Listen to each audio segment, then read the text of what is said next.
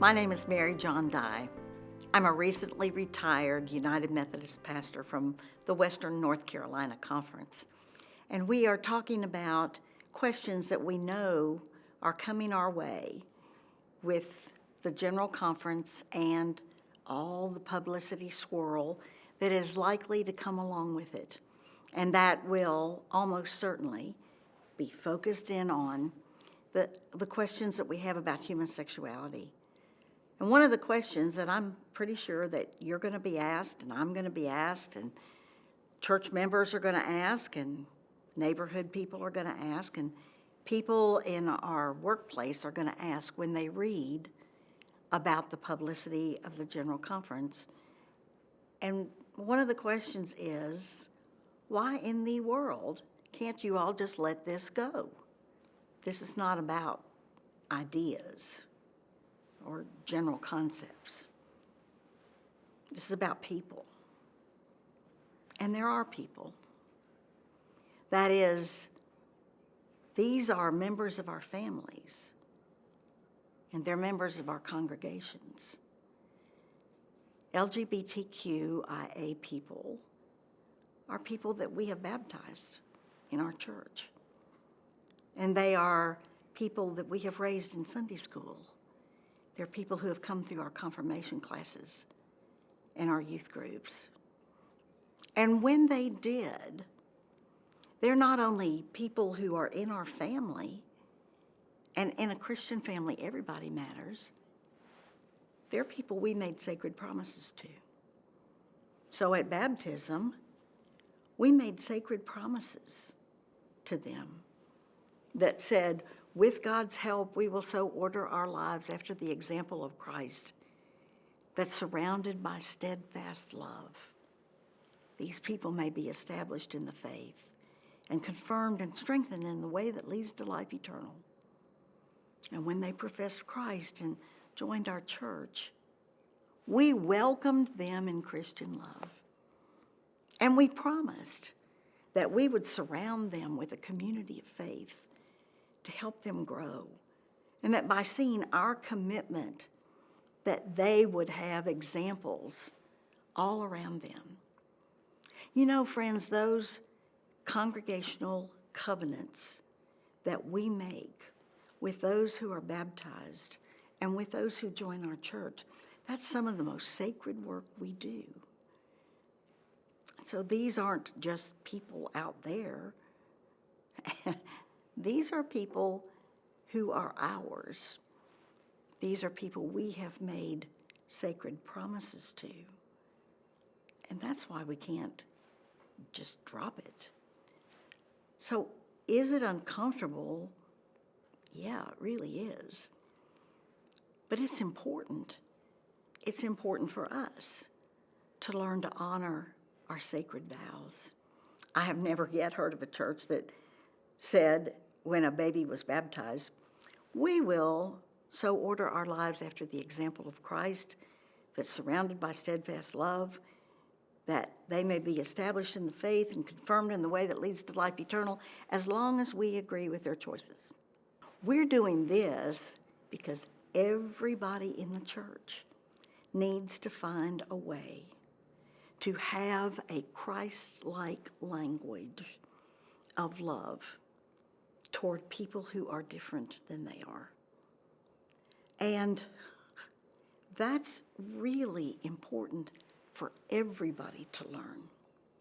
This is the kind of thing, difficult as it is, that will directly and dramatically affect the way a grandfather speaks to a grandchild. The way people think about human sexuality, it will directly and dramatically affect whether or not a child or a grandchild is willing to bring a gay friend home or invite them to church. What people believe about human sexuality, it very dramatically affects the things that are said at family reunions and in Sunday school classes and all throughout the church. No, we need to learn to develop some kind of loving language. We do not all need to have the same opinion. We do not all need to agree, but we do all need to learn to have a language that is respectful and Christlike and builds on our determination to love others the way we would want to be loved. Now, there are some denominations that say this is a settled issue. And I know that people would love for that to be the case in the United Methodist Church. So there are Baptist churches, there are conservative Presbyterian churches, there are conservative Anglican churches, and the new Methodist denomination, the Global Methodist Church. They all say, in terms of these human sexuality issues, it is settled. That is, we will have no gay pastors, end of discussion, period, no more conversation. They say, we will not have same-gender weddings, end of discussion, period. Absolutely no more conversations. Let me tell you why that's not true. They're going to continue to find out that they have family members who are gay.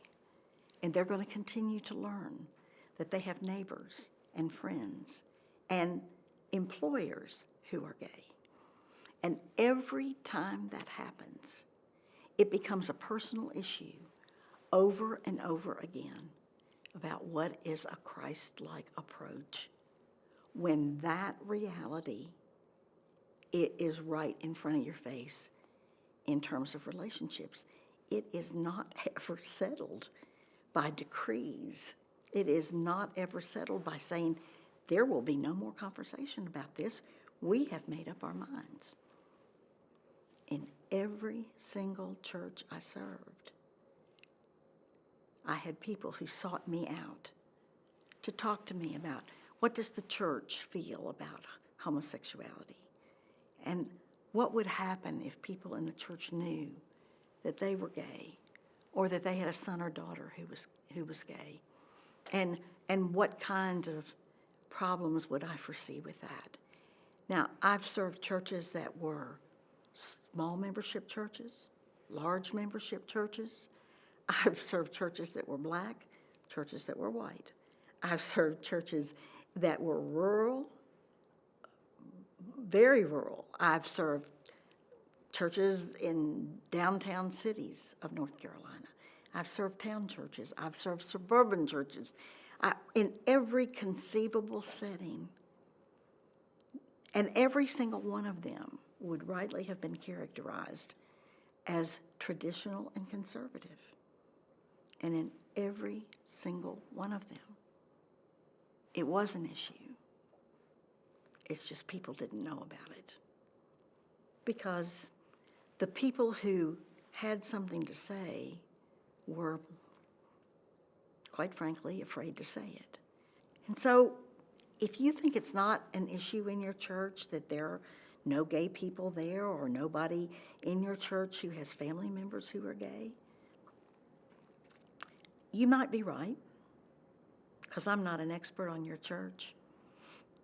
But I just know I have never been to a church where it didn't exist. It may not have been on the public side, but it always existed. And you might just listen to the things that are said in Sunday school classes or Bible study groups, or listen to the casual conversations or the big conversations in the parking lot after the meetings. And see, on the basis of what you hear, if you were gay, would you feel safe to share that with your church family? Dear friends, we're not doing this because it's easy, because it's not.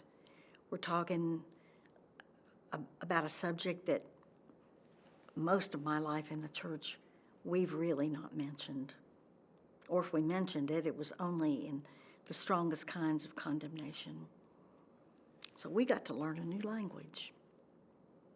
It would be worth doing if we were only doing it for those people who are LGBTQIA people, because there are people. They're members of our family. They're members of our churches. We've made sacred promises to them. And we not only made them to them, but we made those sacred promises to God. But we need to do this. We really need to not let this go, because everybody in this world needs to learn a language, a love language, a Christlike language to relate to people who are different and believe differently than what we are used to. We do not all need to have the same opinion, but we all do need to have the mind of Christ and the language of Christ. And my long tradition in traditional conservative churches tells me that this is a growing edge for all of us. So why don't we just let it go? Because the truth is, if we did, if we went back to ignoring it the way we have for decades and decades, well, the truth is that as these things come up, and they will, we'll be just as ill-equipped to deal with them as we have been up to now. And my perspective is, there's been enough damage. There's been enough pain. There's been enough hurt in the church to last forever. This is our chance. This is our chance to do things better. And we can embrace this new day as an opportunity to grow, or we can fight back with a vengeance. Say, not me. I'm going somewhere where it's all settled. Trust me. It won't be all settled anywhere. And that can be the opportunity for us to grow in Christ as never before.